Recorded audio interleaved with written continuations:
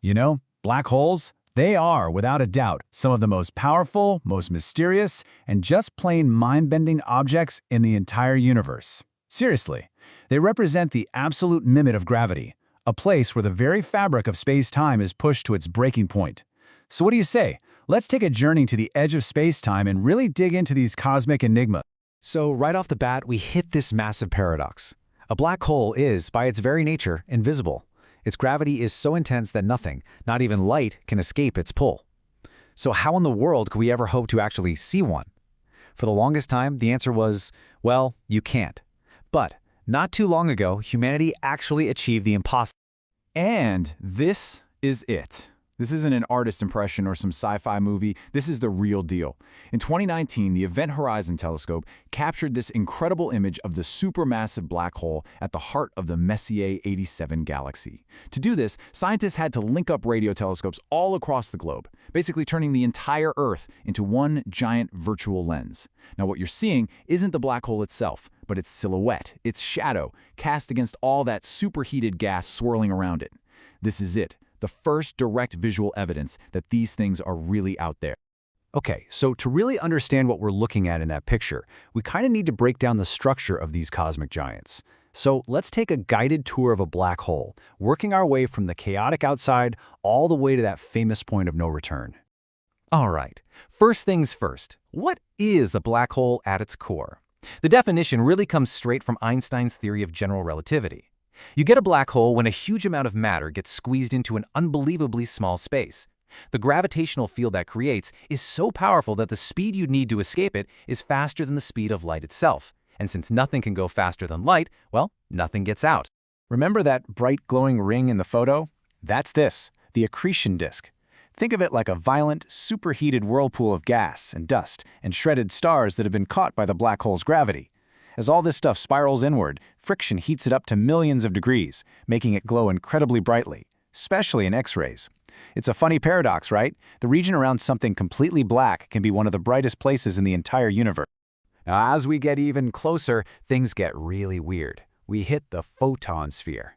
This is a truly bizarre place where gravity is so perfectly, mind-bendingly strong that particles of light, photons, get trapped in orbit. Just imagine this. If you could somehow stand on this sphere and look straight ahead, the light from the back of your own head could circle the entire black hole and come right back to your eyes. You could literally see the back of your own head. Wild. And here we are, the big one, the most famous part of a black hole, the event horizon. This isn't a physical surface you could touch. It's a boundary baked into space-time itself. The best way to think about it is like the edge of a cosmic waterfall. Once you drift past that edge, there is no fighting the current. There's no turning back. Every single path, no matter which way you turn, leads straight to the center. This is the absolute point of no return. This is where your brain might start to hurt a little, but in the best way possible. For someone far away, like us here on Earth, watching an object fall into a black hole would be a really strange show. We'd see it slow down, its light would get stretched out and redder, and it would look like it just freezes in time, never quite crossing the edge. But for the person actually falling in, the experience is completely different. To them, nothing special seems to happen at that moment. They just cross the horizon in a normal amount of time and keep on going. Two observers, two totally different realities from the exact same event. It's just incredible.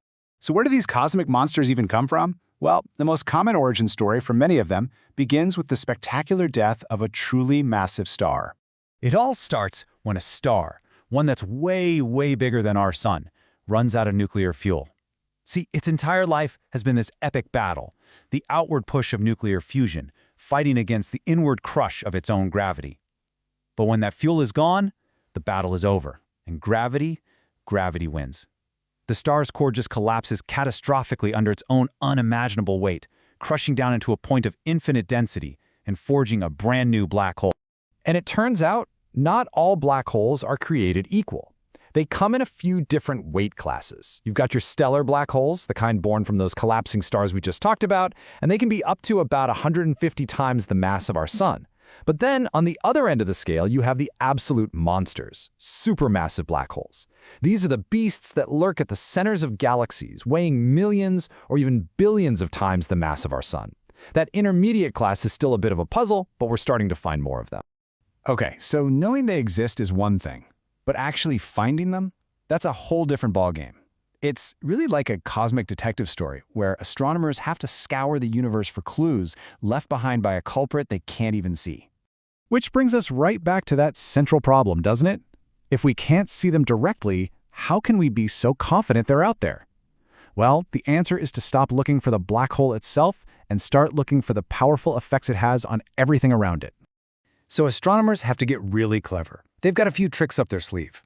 We can watch stars orbiting what looks like a totally empty spot in space. We can pick up the super intense X-rays that are blasting out of a white-hot accretion disk.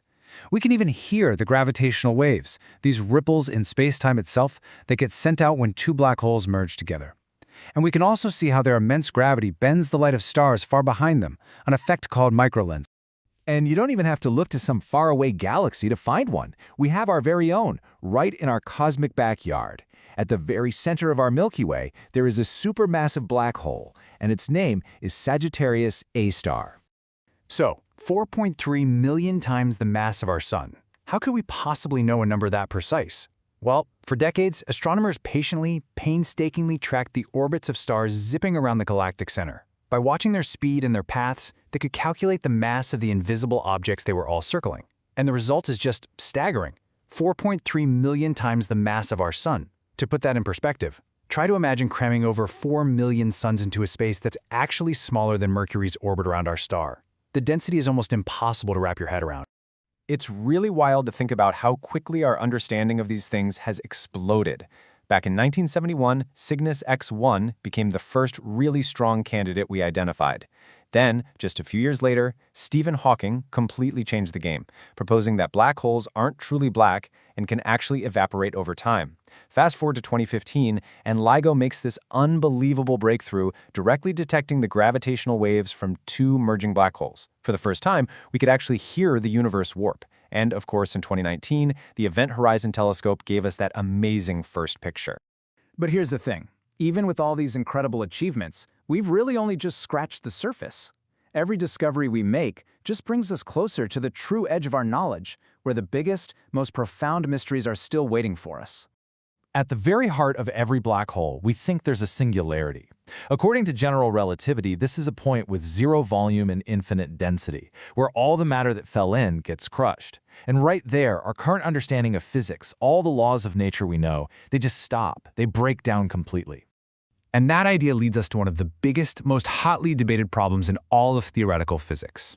It's called the information loss paradox. And it's a deceptively simple question that has massive implications for how we understand reality itself. So here's the conflict. It's like a clash of the titans. On one side, you have Einstein's general relativity, which says that once something, any information, falls past the event horizon, it can never ever get back out. It's gone.